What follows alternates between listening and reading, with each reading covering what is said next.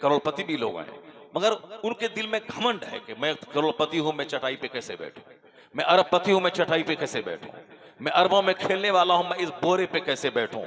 चूंकि वो दुनियावी हिसाब से सब कुछ समझते और सोचते हैं, लेकिन जिस दिन इस्लामी थिंकिंग उसकी हो गई, वो इसी बोरे पे बैठेगा, वो अपने घर की कुर्सी को छोड़कर बोरे पे आके बैठेगा।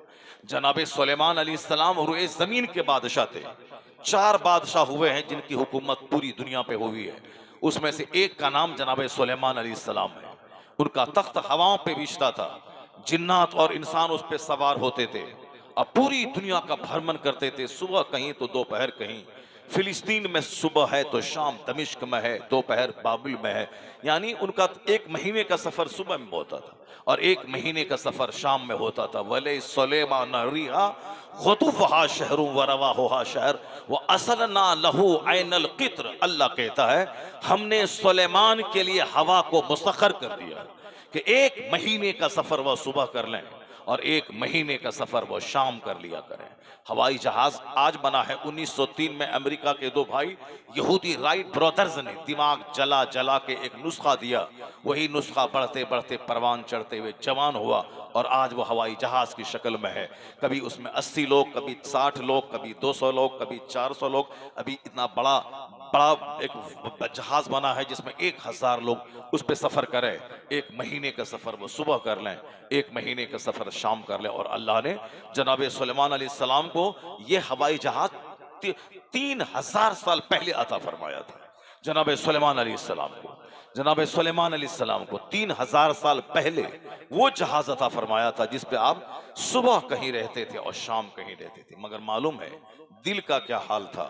दिल का हाल ये था कि इबादत गाह में आते और गरीब मिस्कीन के बदन से अपना बदन मिला लेते थे और कहते थे कि मिस्कीन मिस्कीन से मिल गया है। सुभान अल्लाह, जरा बोले जोर से सुभान अल्लाह, हाथ उठा के बोले ला इलाहा इल्लल्लाह।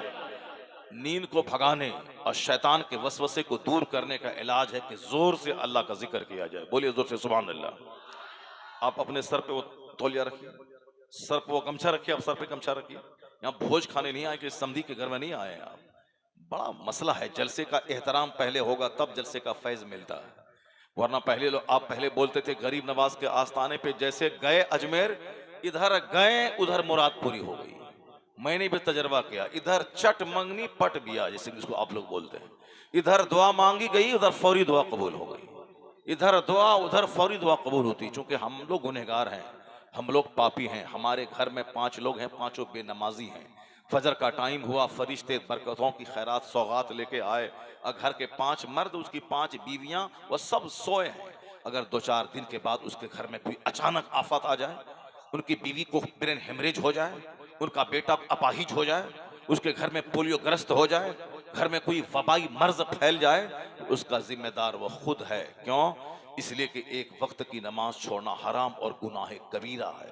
अब घर में 5 मर्द हैं, पांचों बेनमाजी, अब पांचों की बीवियां हैं वह सब बेनमाजी, अब पांचों के बेटे हैं सब बेनमाज।